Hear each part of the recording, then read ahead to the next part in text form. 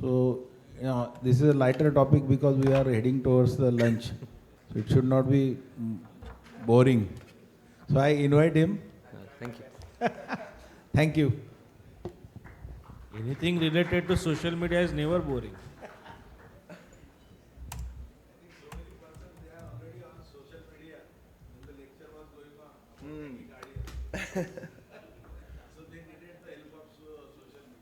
Probably. That's actually a good place to start. So first of all, thank you so much for having me. Thank you to Swasthyam for inviting me. A good place to start is to check how many of you are on social media at all. How many of you have an Instagram account? Everybody has an Instagram account. But how many of you have a YouTube account? Do you actually post on YouTube? No. So the question that I wanted to answer is how to start your social media journey as a doctor. And I will start off with this scenario that the next patient that you see tomorrow, Monday, is right now currently Googling their symptoms.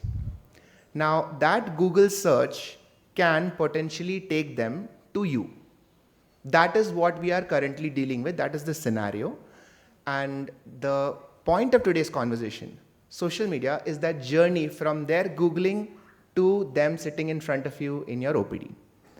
So a little bit about me. I'm a neurologist. I did my MBBS from JJ Hospital, MD Medicine from KEM, SGPGI, I did my DM Neurology. And in the pandemic, I started my social media journey. Almost as an accident, I went from 400 subscribers to around 2 lakh on Instagram, 20 subscribers on YouTube to around 5.2 lakhs. And there has been certain lessons that I have learned in the last 5 years, which I will share with you today.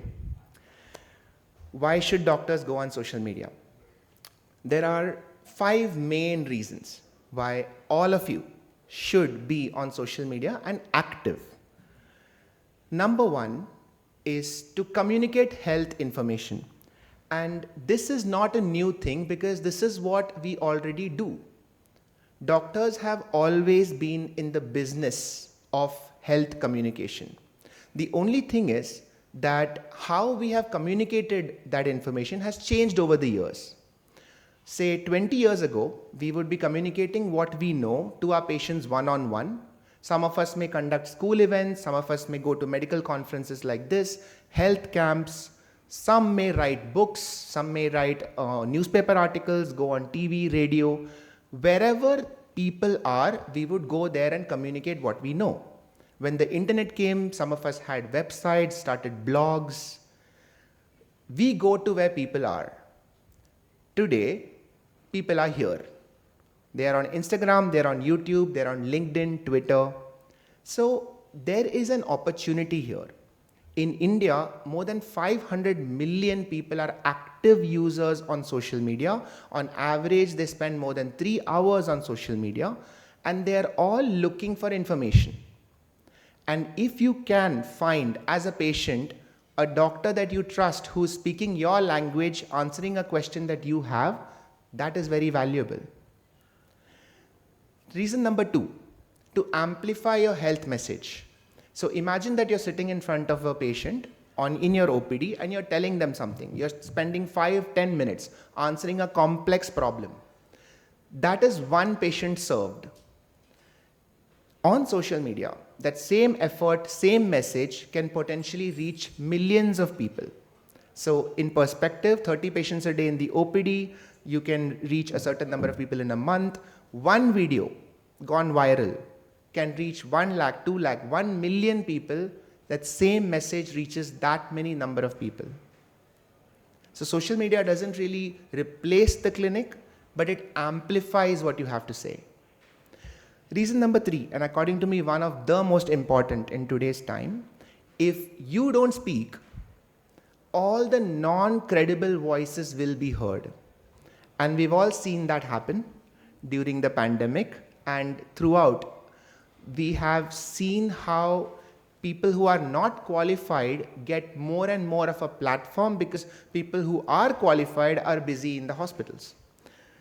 And this is a genuine issue because WHO actually labeled infodemic as a threat during the COVID period.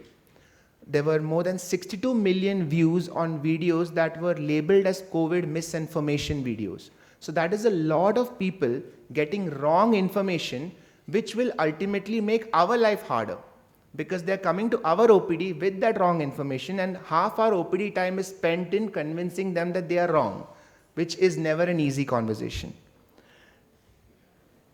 And this is more of a problem now because more and more people are turning towards social media for their initial health information. In the US, more than half of Americans turn to social media for health guidance. Gen Zs even more. Younger people will never come to our OPD without Googling their symptoms before. And if what they find on social media is not the truth, it makes our job harder. And unfortunately, not enough doctors post on social media. There was a JAMA article that said that social media presence was very low amongst physicians, even though many of them use social media, but posting does not really happen. So we are on social media as consumers, whereas we should be on there as creators. Now, we have spoken a lot about AI, and we've spoken about all the use cases of AI, but there is a dangerous side to AI.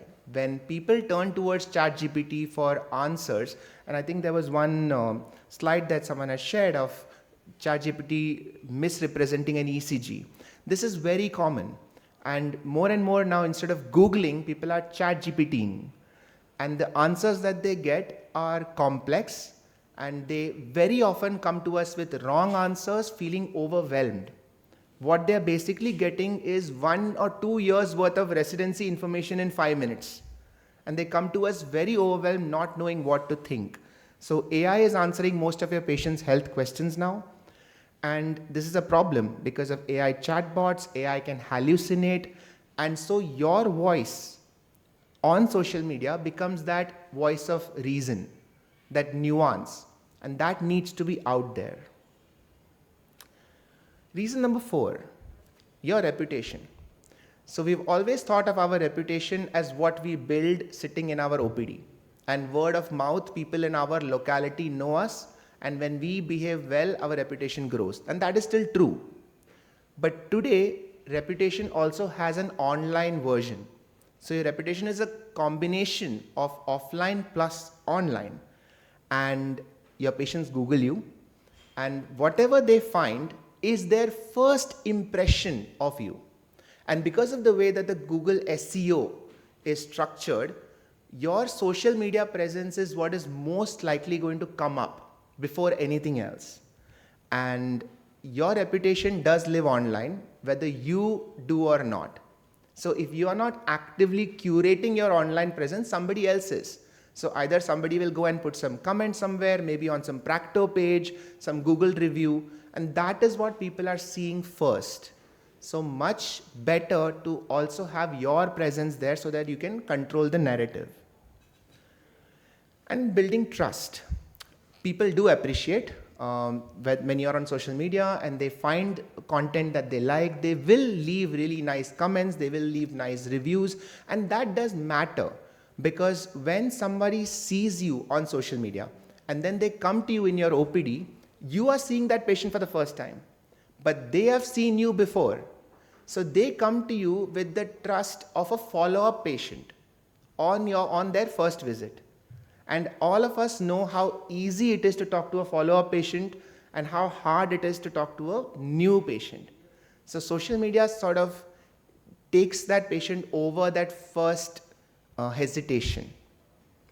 So that's the summary of why should you start creating content: for better health communication, to amplify your message, to add to the credible voices out there, to help your own SEO, and to build trust.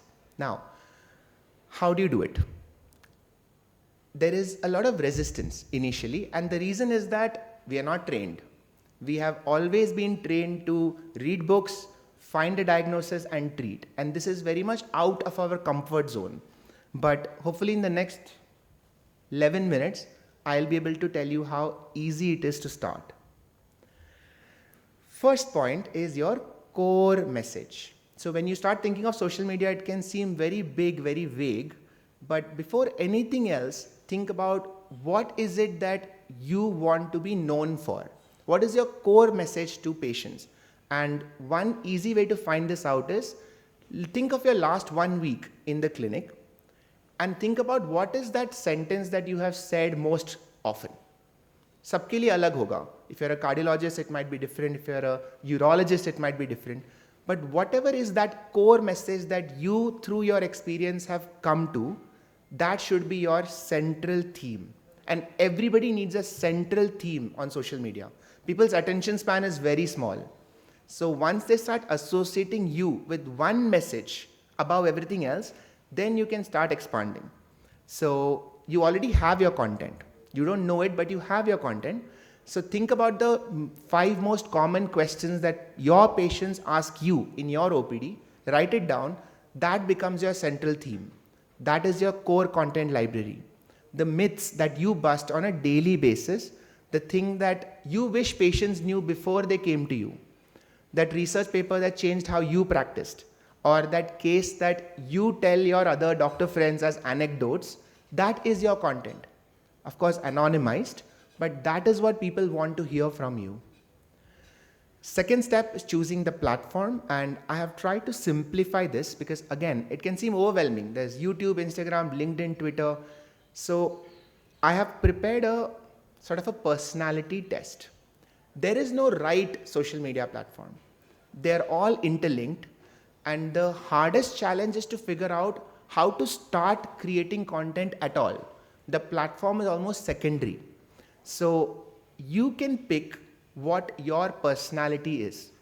So if you are an educator, if you like teaching, then you are the educator. If you are an entertainer, you like making jokes, making people laugh, or you're a thought leader. You're doing a lot of research. You come up with the latest things that has happened in your field, or you're a storyteller. You like telling stories. These are 4 different personalities, and based on those personalities, you can take a photo of this to remember. Based on your personality, this is a suggestion of what kind of platform will be best suited for you to begin with.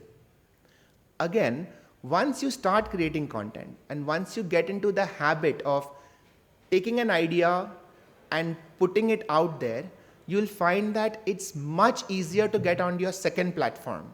The first one is always the hardest. So for an educator, YouTube is the easier one. Instagram is all about entertainment. LinkedIn is more about thought pieces. And if you're a storyteller, then podcast and YouTube is great. There are some common strategies across all platforms. Authenticity is not an option. People on social media instinctively know when somebody is being natural. And so your natural self is again you in your OPD. So an experienced doctor has their own personality in OPD. That is what should come out on the screen as well.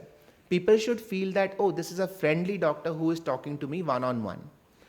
That once you get that correct, everything else becomes easy. You have to hook them in that initial 3 seconds, what you say is important. Actionables work very well on social media. People want something to take back, or they want something to tell their other friends. That did you know that I saw this reel and this doctor said something very interesting. And finally, emotions, facts through emotions. So as doctors, we will always share facts, but just a fact is always boring. So any fact told through an emotional story, through an emotional hook, works brilliantly. There are some common mistakes that we make. One is to start on all platforms. When we get into the idea of, oh, let's do social media, a lot of us may hire a social media manager and say, YouTube bhi karna hai, Instagram bhi karna hai, LinkedIn bhi karna hai. Don't do that. It will get overwhelming. I've seen many doctors start and then stop after 3 weeks because it got too much. You have to get comfortable with putting your ideas out there. And once you master the process in one platform, it becomes easier. Medical jargon is probably the hardest thing for doctors to get over. I don't think even we realize how much of medical complicated lingo we use. But when we are talking to patients, we have to simplify it. When we are talking of social media, we have to simplify it even more. So you have to talk literally as if you're explaining to a 7-year-old or a 10-year-old. And when we have that sort of conversational style, it becomes easier. Inconsistency, we are dealing with an algorithm. Whether it's YouTube, Instagram, we are dealing with an algorithm that rewards consistency. So based on your schedule, if you can post every day, great. But if not, don't start posting every day. Post once a week. But if you are consistent, the algorithm understands what your regularity is and it will start pushing your content in that way. Consistency is the best way to grow on social media wherever you are. Whether you're starting on 0 followers or 1 million followers, consistency is the best way to grow. And there are a few excuses that all doctors have, myself included, one of which is I don't have time. That's not really true. And the way to solve it is batch shooting. This is after a bit of trial and error, but once you figure out what you want to say and how you want to say it, you can always take out 1 or 2 hours in a week, shoot 7 to 10 pieces of content, and they can all go out one after the other. What if I say something wrong? You can always edit things online.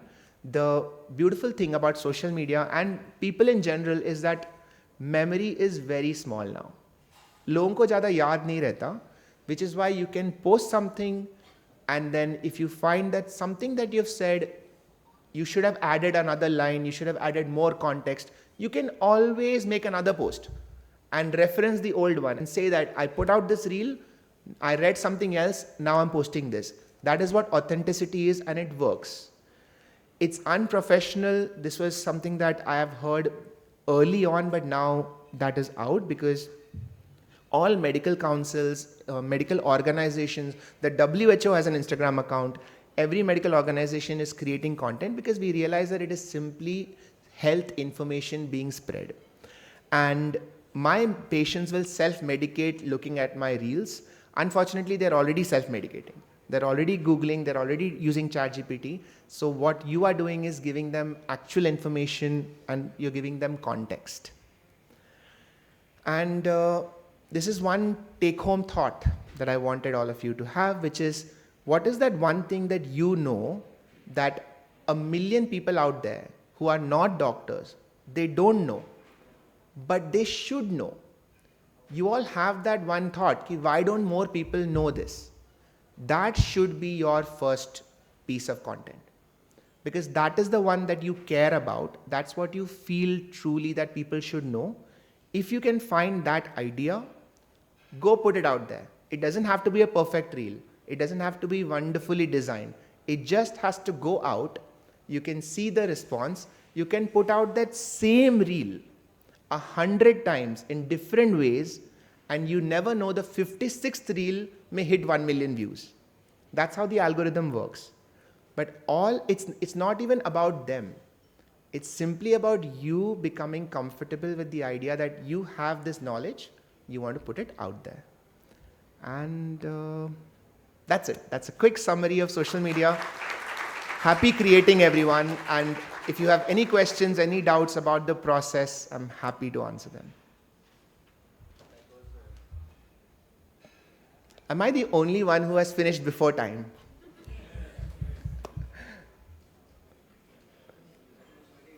I can't hear.